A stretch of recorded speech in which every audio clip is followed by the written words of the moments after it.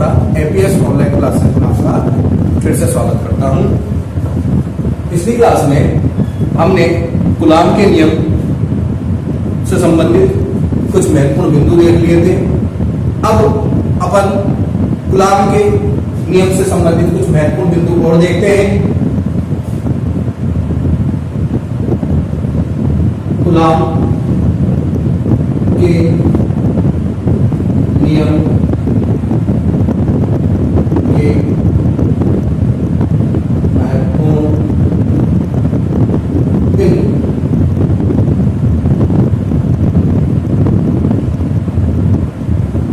Coulomb के नियम के महत्वपूर्ण बिंदु। पहली बात, कूलाम बल। कूलाम बल केंद्रीय बल होता है। कूलाम बल केंद्रीय बल होता है।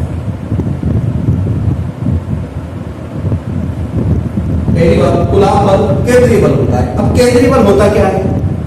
अगर किसी वस्तु, किसी कण या किसी पिंड के मध्य अगर बल सीधी रेखा के रूप में कार्य करे,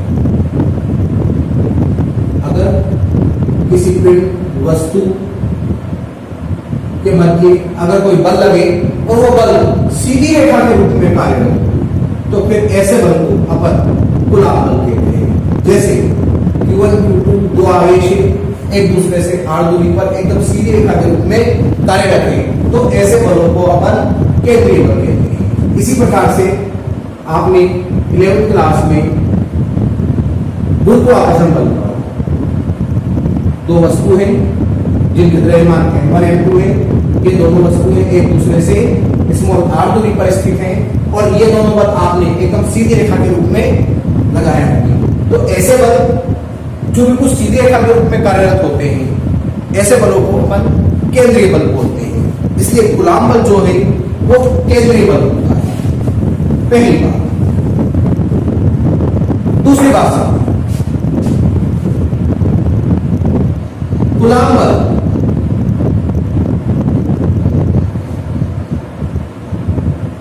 बल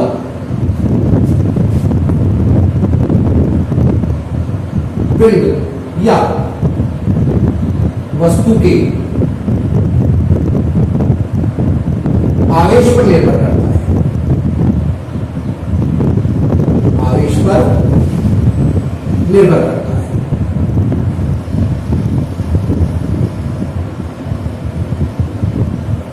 कूलाम बल पिंड या वस्तु के आवेश पर निर्भर करता है तथा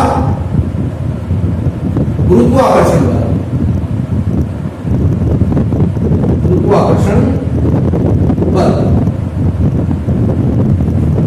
गुरुत्वाकर्षण बल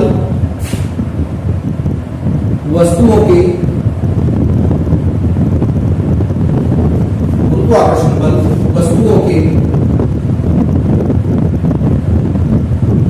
द्रव्यमान पर निर्भर।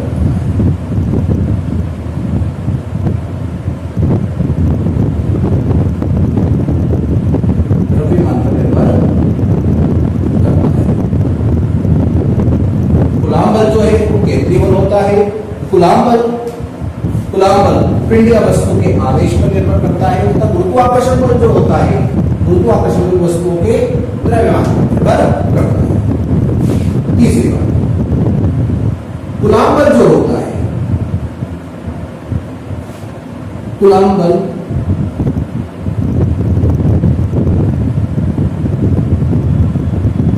गुरुत्वाकर्षण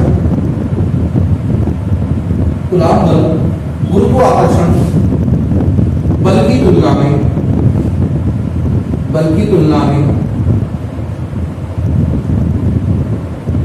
प्रबल होता है। कूलाम बल गुरुत्वाकर्षण बल की तुलना में प्रबल होता है। कूलाम बल जो होता है वो गुरुत्वाकर्षण बल की तुलना में प्रबल होता है। मतलब इसकी प्रबलता, कूलाम बल की प्रबलता गुरुत्वाकर्षण बल की तुलना में ज्यादा होती है।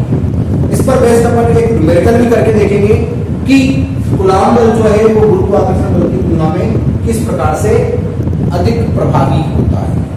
आगे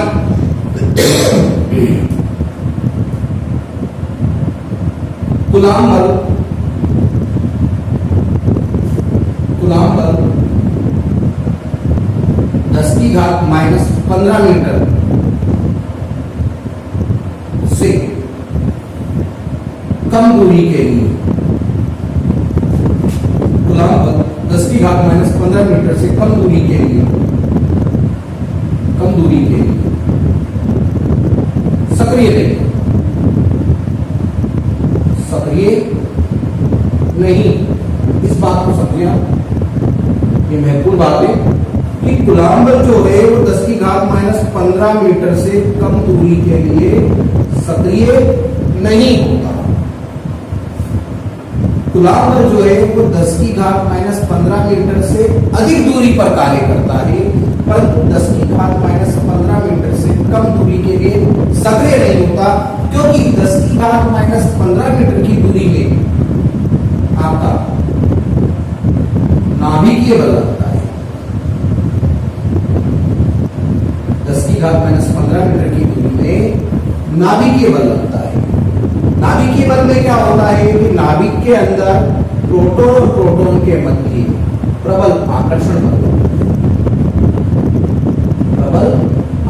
बल लगता है, क्योंकि नाभिक के अंदर जो बल लगता है वो आवेश पर निर्भर नहीं करता।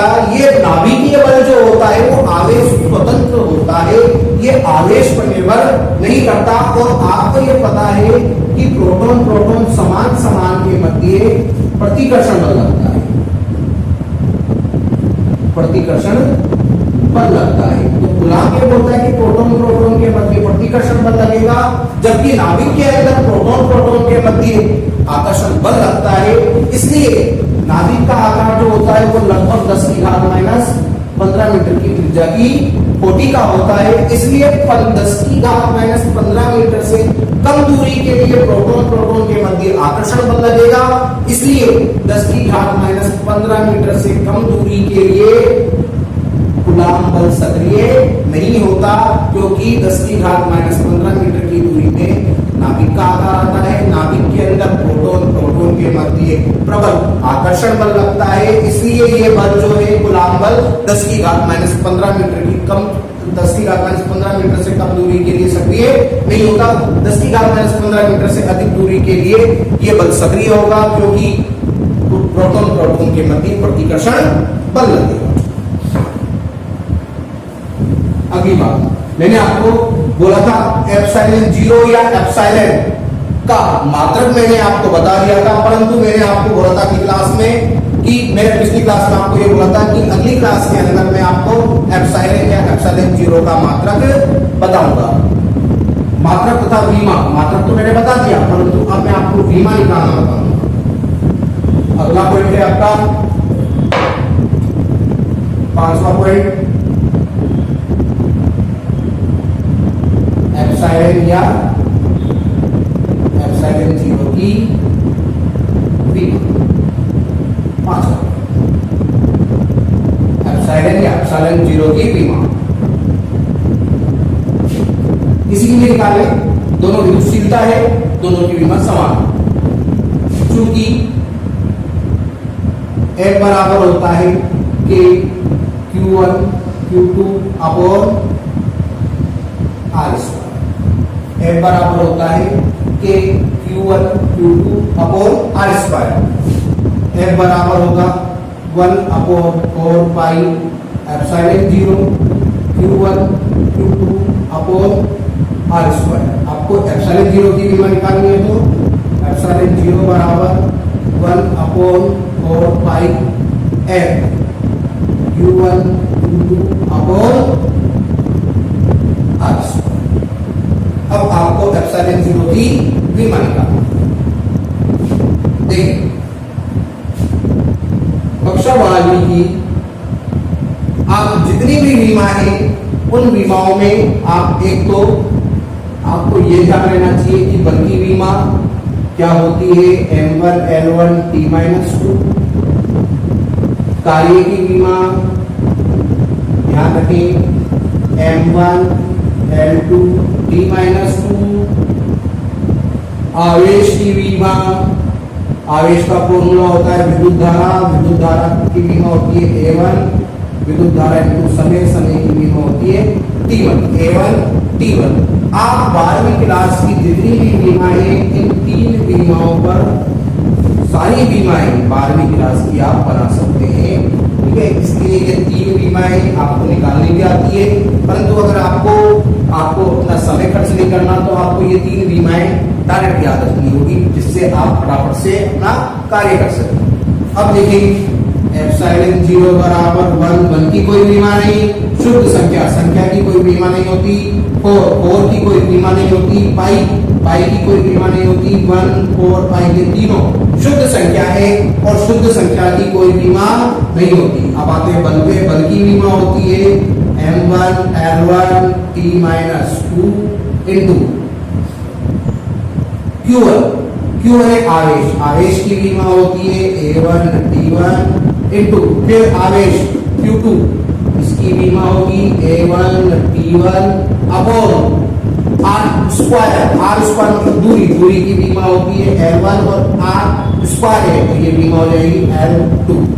अब देखिए इसको सोल्व करने, M1 को ऊपर ले आए तो M-1, L1 L2 हो जाएगा, L3 ऊपर लाएंगे तो L-3, T-2 को ऊपर लाएंगे तो T2, T1 T2 तो टोटल मिला के हो जाएगा T4 और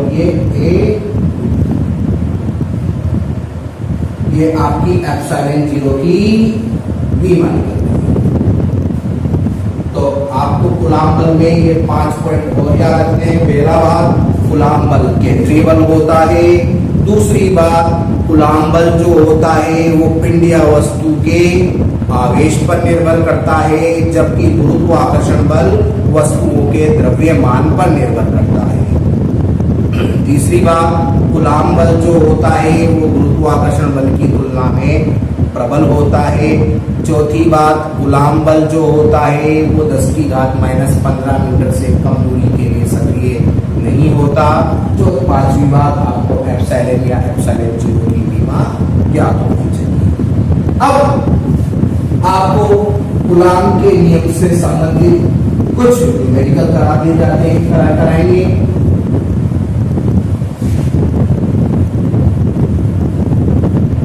देखो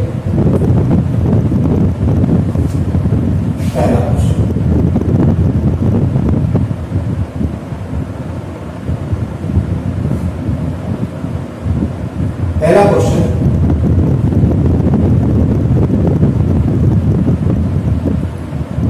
तीन माइक्रो कूलाम की 3 माइक्रो कूलाम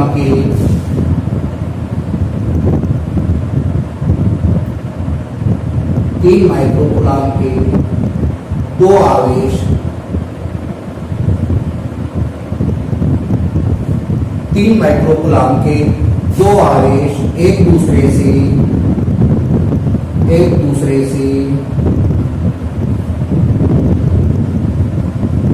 2 सेंटीमीटर की दूरी पर स्थित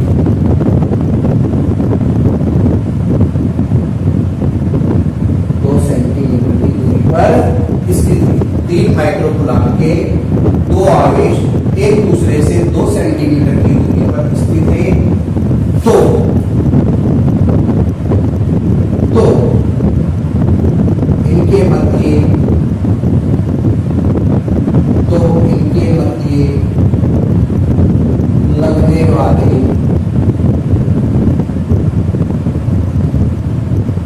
इनके मध्य लगने वाले स्थिर वैद्युत बल का मान, तो इनके मध्य लगने वाले स्थिर वैद्युत बल का मान ज्ञात कीजिए। क्वेश्चन, पहला क्वेश्चन है आपका कि 3 माइक्रोकूलम के दो आवेश एक दूसरे से 2 सेंटीमीटर की दूरी पर स्थित हो तो इनके मध्य लगने वाले स्थिर विद्युत बल का मान क्या है।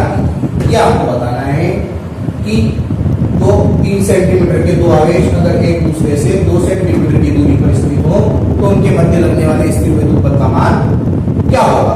तो मैंने आपको पिछली क्लास में ये बता दिया था कि अगर दो स्थिर बिंदु आवेश एक दूसरे से कुछ दूरी पर स्थित हो और उनके बारे में ये नहीं बताया जाए कि उनके मध्य कौन सा माध्यम भरा हुआ है, तो आपको केवल ये बात ध्यान रखनी है कि इस स्थिति में ये दोनों आवेश वायु या निर्वात की उपस्थिति में रखे हुए हैं। अगर आपको किसी माध्यम के बारे में नहीं सूचित किया जा रहा प्रश्न में, तो आप ये बात ध्यान रखें कि ये दोनों आवेश जो हैं वो वायु या निर्वात की उपस्थिति में स्थित है। अब देखें इसका हल। जैसे ये दो आवेश है, एक आवेश है Q1, एक आवेश है Q2 और इन दोनों आवेशों के बीच की दूरी है R। Q1 का जो मान दे रखा है, दोनों आवेश जो है 3 माइक्रोकूलम के दो आवेश है, एक का मान है 3 माइक्रोकूलम, Q1 का मान है 3 माइक्रोकूलम, इसका मतलब 3 × 10⁻⁻6 कूलम। Q2 का मान दे रखा है आपको, दोनों आवेश 3 माइक्रोकूलम के हैं, 3 माइक्रोकूलम, 3 × 10⁻⁶ कूलम। R का मान दे रखा है आपको 2 सेंटीमीटर, सेंटीमीटर दे रखा है तो सबसे पहले इसको मीटर में चेंज करें, तो 2 सेंटीमीटर मतलब 10⁻² मीटर। ये हमेशा ध्यान रखें या गलती ना करें। अगर आपको सेंटीमीटर में दिया है तो सबसे पहले इसको मीटर में चेंज करें। सभी मात्रक ऐसा ही पद्धति में लें, ठीक है। तो Q1 का मान है 3 × 10⁻⁶, Q2 का मान है 3 × 10⁻⁶ कूलम, R का मान 2 सेंटीमीटर, सेंटीमीटर को मीटर में चेंज किया 2 × 10⁻² मीटर। अब आगे देखिए अब फॉर्मूला होता है F बराबर K Q1 Q2 upon R square. ये देखिए आप F बराबर K Q1 Q2 upon R square. F बराबर K का मान है आपका 9 × 10⁹, Q1 का मान है आपका 3 × 10⁻⁶, फिर 3 × 10⁻⁶ upon R square. R square मतलब 2 × 10⁻² का होल स्क्वायर। अब इसको आप सोल्व कर लें। F बराबर 9 × ये हो जाएगा 3 × 9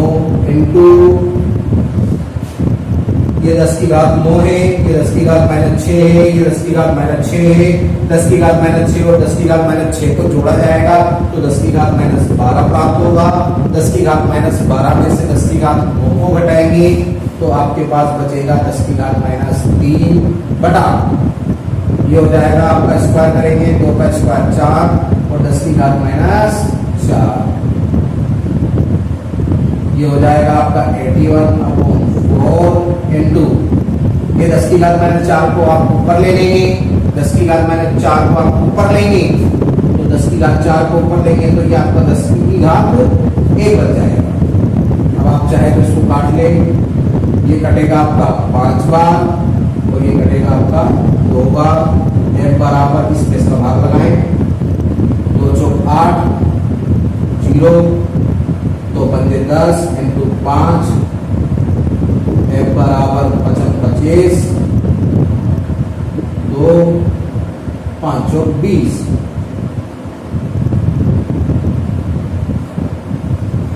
202.5 न्यूटन का आपका बल लगेगा। इस प्रकार से इस प्रश्न को आप हल कर सकते हैं। बोर्ड की कक्षा में इस प्रकार के क्वेश्चन आपसे पूछे जाते हैं। तो आप इस प्रकार के क्वेश्चन का विशेष ध्यान रखें।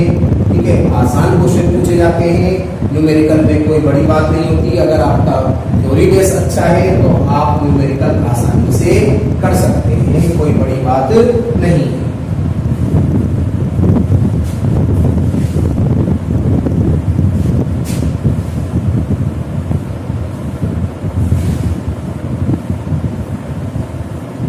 आगे देखते हैं अपन अगला प्रश्न।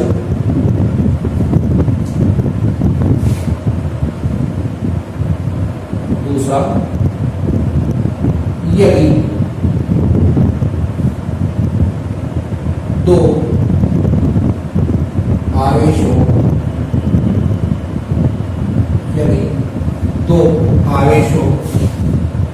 के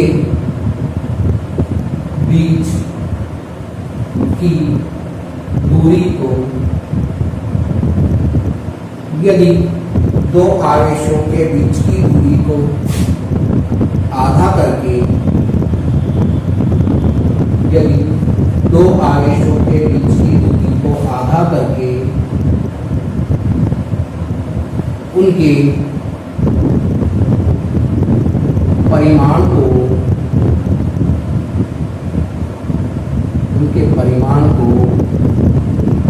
दुगुना, यदि दो आवेशों के बीच की दूरी को आधा करके उनके परिमाण को दुगुना कर दिया जाए, यदि दो आवेशों के बीच की दूरी को आधा करके उनके परिमाण को दुगुना कर दिया जाए तो लगने वाले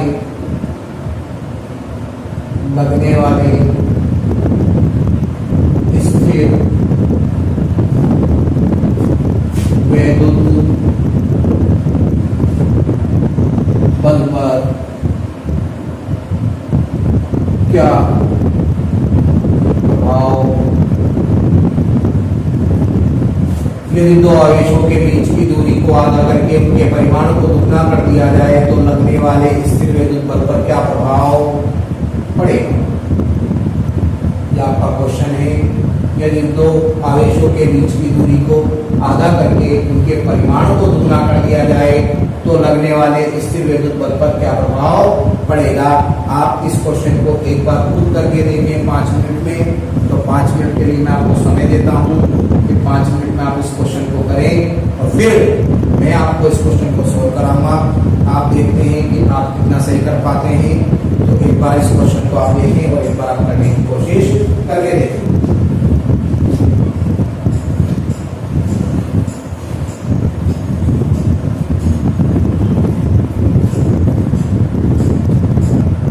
तो अब हम देखते हैं क्वेश्चन है, यदि दो आवेशों के बीच की दूरी को आधा करके उनके परिमाण को दुगना कर दिया जाए तो लगने वाले स्थिर वैद्युत बल पर क्या प्रभाव पड़ेगा।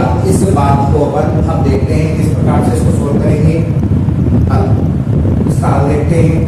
जैसे ये दो आवेश हैं, एक आवेश है Q1, एक आवेश है Q2, इनके बीच की दूरी है। अब अगर मैं बोलूं कि इनके मध्य लगने वाला बल कितना होगा तो आप बोलेंगे F बराबर K Q1 Q2 upon R square.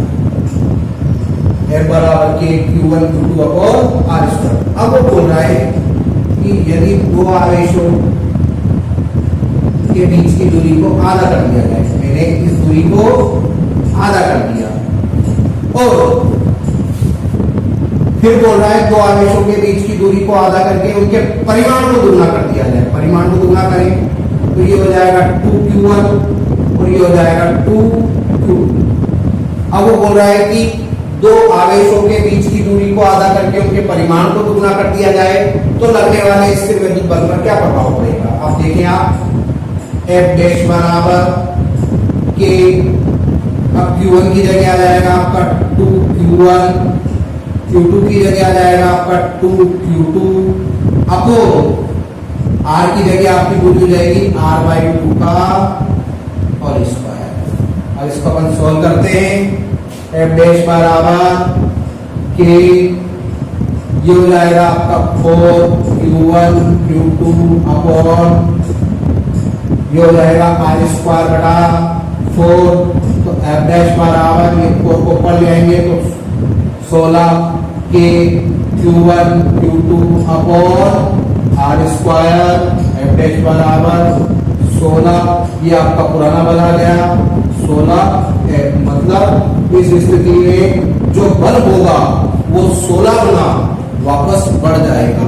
तो अगर दो आवेशों के बीच की दूरी को आधा करके उनके परिमाण को दुगुना कर दिया जाए तो उस स्थिति में लगने वाले स्थिर वैद्युत बल पर क्या प्रभाव पड़ेगा?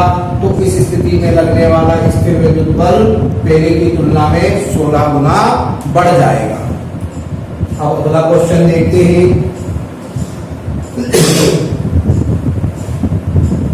बोर्ड की कक्षाओं में पूछे जाने वाले महत्वपूर्ण क्वेश्चनों में से ये कुछ क्वेश्चन हैं जिन्हें आपको करना बहुत जरूरी है और ये आपसे बोर्ड की कक्षाओं में इस प्रकार के क्वेश्चन पूछे भी जा सकते हैं। अब आगे देखते हैं क्वेश्चन नंबर 3।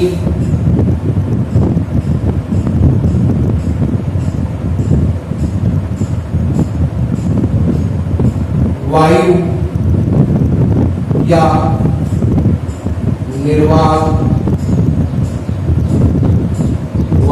निर्वात की उपस्थिति में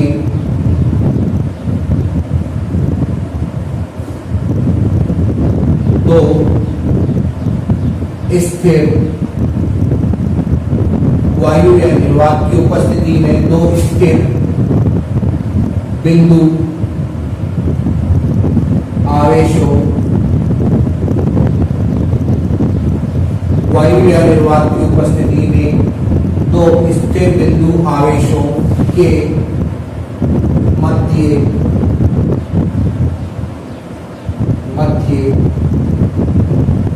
लगने वाला बल वायु या निर्वात की उपस्थिति में दो स्थिर बिंदु आवेशों के मध्य लगने वाला बल 18 न्यूटन है। 18 न्यूटन है। तो 18 न्यूटन है। तो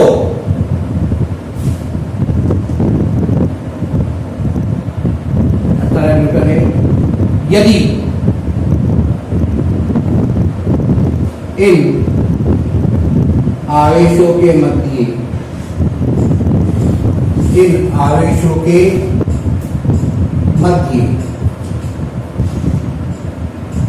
3 mm तथा 6 परावैद्युता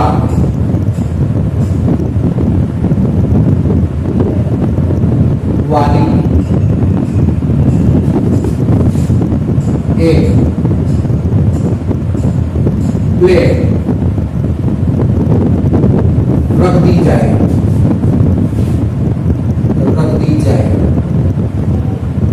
तो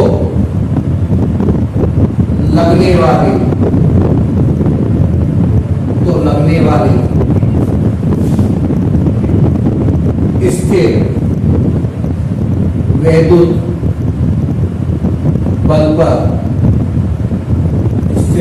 बल पर क्या प्रभाव पड़ेगा? वायु या निर्वात की उपस्थिति में दो स्थिर बिंदु आवेशों के मध्य लगने वाला बल 18 न्यूटन। ये से बता दें कि दो आवेश है और उन दोनों आवेशों के मध्य 18 न्यूटन का बल लग रहा है वायु या निर्वात की उपस्थिति में। यदि इन आवेशों के मध्य 3 mm तथा 6 परावैद्युताओं वाली पट्टिका रख दी जाए तो लगने वाले स्थिर वैद्युत बल पर क्या प्रभाव पड़ेगा?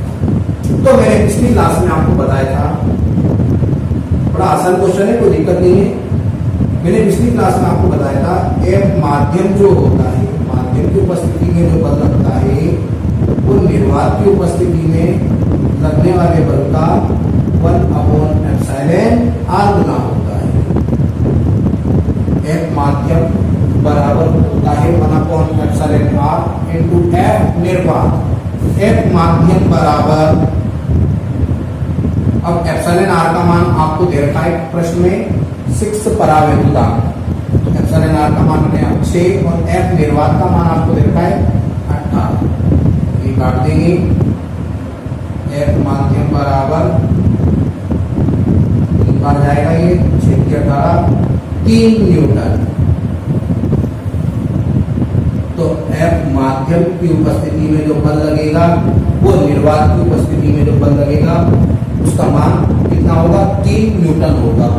तो अब ये आपको दे रखा है 3 mm, इसका कोई कार्य नहीं है। कभी कभी प्रश्न में ये जरूर नहीं है कि कोई चीज आपको दी जाए तो उसका उपयोग भी हो। न्यूमेरिकल में अगर आपको कोई चीज दी जा रही है तो ये जरूरी नहीं है कि वो सभी का उपयोग हो। आपको अपना दिमाग लगाना है, आपने अपना फॉर्मूला लगाया, जो चीज आपके लिए उपयोगी थी वो आपने लिखी और इस प्रकार से आपने इस प्रश्न को सोल्व कर दिया। अब अगला क्वेश्चन देखेंगे, महत्वपूर्ण क्वेश्चन है, ध्यान रखें इसको भी, ये बोर्ड के हिसाब से बड़ा महत्वपूर्ण क्वेश्चन है। इस प्रकार का क्वेश्चन आपको एग्जाम में दिया जा सकता है।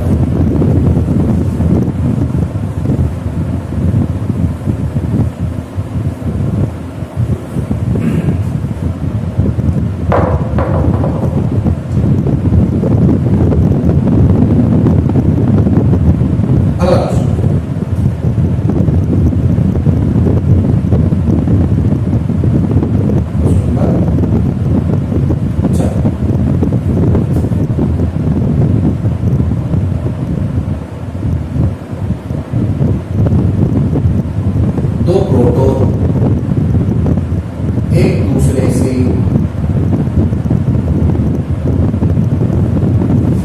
प्रोटॉन एक दूसरे से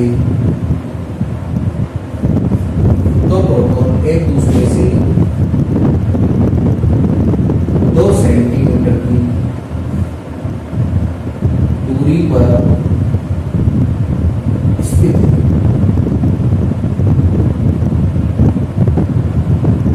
दो प्रोटॉन एक दूसरे से 2 सेंटीमीटर की दूरी पर स्थित है। तो इनके मध्य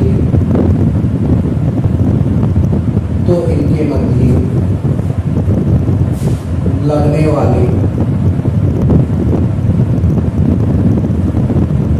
स्थिर वैद्युत बल का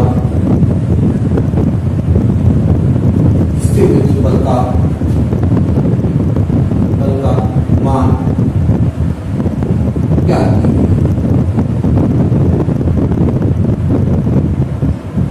दो प्रोटॉन एक दूसरे से 2 सेंटीमीटर की दूरी पर स्थित है, तो इनके मध्य लगने वाले स्थिर विद्युत बल का मान ज्ञात कीजिए। आगे स्थिर विद्युत बल की तुलना स्थिर विद्युत बल की तुलना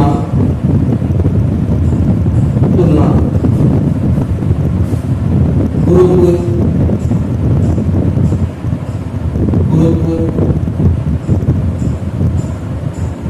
आकर्षण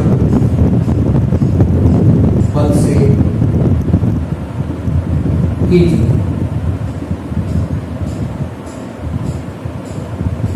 दो प्रोटॉन एक दूसरे से 2 सेंटीमीटर की दूरी पर स्थित है, तो इनके मध्य लगने वाले स्थिर विद्युत बल का मान ज्ञात कीजिए। स्थिर विद्युत बल की तुलना गुरुत्वाकर्षण बल से कीजिए। मैंने आपको पिछली क्लास में ये बताया था कि स्थिर विद्युत बल जो होता है वो गुरुत्वाकर्षण बल की तुलना में प्रबल होता है। तो इस पर आधारित ये क्वेश्चन है, इसमें आपको ये पता पड़ेगा कि स्थिर विद्युत बल जो है वो गुरुत्वाकर्षण बल की तुलना में प्रबल होता है। देखिए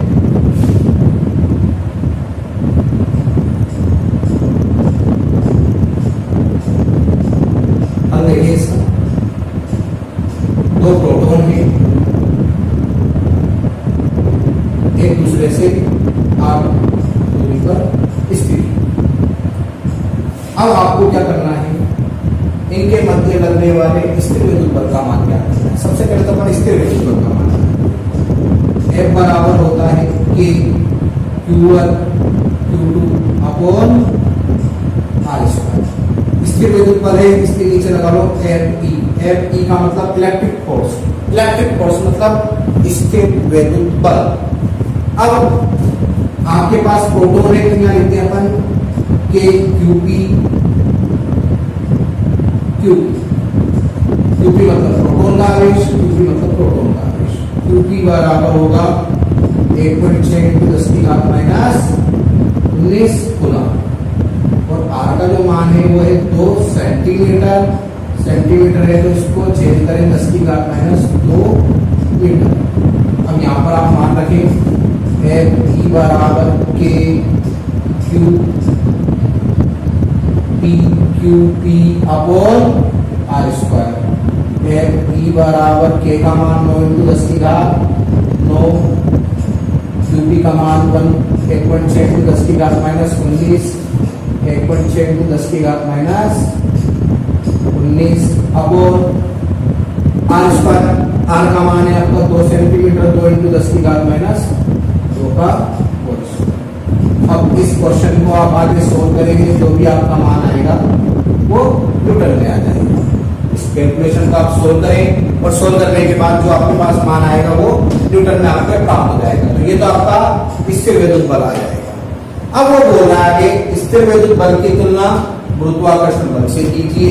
अब इसको किस प्रकार से सोल्व करेंगे, ये क्वेश्चन बड़ा, कैलकुलेशन इसमें लंबी होगी, तो अपन थोड़ा प्रयास करेंगे कि इस कैलकुलेशन को थोड़ा कम किया जा सके। तो वैसे तो कोई दिक्कत नहीं है, नहीं तो आप चाहें तो थोड़ा इस कैलकुलेशन को कम भी कर सकते हैं। अब आप इधर देखें, ये तो है आपका स्थिर वैद्युत बल। अब इधर देखिए, अब आता है आपका गुरुत्वाकर्षण बल। गुरुत्वाकर्षण बल F बराबर होता है G m1 m2 upon R square. G लगा देता हूं जिससे कि पता पड़ेगा गुरुत्वाकर्षण बल है, m1 की जगह लगाता हूं mp, m2 की जगह लगाता हूं mp। mp से ये बता रहा है कि ये प्रोटॉन का द्रव्यमान है, ये प्रोटॉन का द्रव्यमान है, ये प्रोटॉन का आवेश है, ये प्रोटॉन का आवेश है। अब आपको इन दोनों बलों की तुलना करनी है, तो मैंने क्या किया, F E upon F G कर दिया। F E upon F G करने पर आपका ये आएगा के क्यू1 क्यूपी के क्यूपी अपॉन आर स्क्वायर बटा जी एमपी बटा आर स्क्वायर। ये आर स्क्वायर से ये आर स्क्वायर आपका थोड़ा कैंसिल हो जाएगा, फिर क्या बचेगा, F E upon F G बराबर के क्यूपी अपॉन जी एमपी। अब अपन मान देते हैं यहाँ के का मान होता है 9 × 10⁹ newton × metre square upon coulomb square. Q P बराबर होता है 1.6 × 10⁻19 कूलम। कैपिटल जी होता है गुरुत्वीय सार्वत्रिक नियतांक, इसका मान होता है 6.67 × 10⁻11 newton × metre square upon kilogram square. N P होता है प्रोटॉन का द्रव्यमान जो होता है 1.67 × 10⁻27 किलोग्राम। ये सारे मान आप इसके अंदर रखेंगे और इसको हल करेंगे। F E upon F G बराबर के का मान रखेंगे 9 × 10⁻9, क्यूबी का मान रखेंगे 1.6 × 10⁻19, 1.6 × 10⁻19 अपॉन 6.67 × 10⁻11 into 1.67 × 10⁻27, 1.67 × 10⁻27। अब इसको आप जब सोल्व करेंगे तो सोल्व करने के बाद आप यहाँ पर इधर मल्टीप्लाई कर देंगे एफ जी को और जो भी मान आएगा वो आपको बता देगा कि एफ का जो मान है वो एफ का कितना गुना प्राप्त हो रहा है। और इससे आपको ये स्पष्ट हो जाएगा कि कि जो गुरुत्वाकर्षण जो स्थिर वैद्युत बल है अर्थात कूलॉम बल जो है वो गुरुत्वाकर्षण बल की तुलना में प्रबल होता है।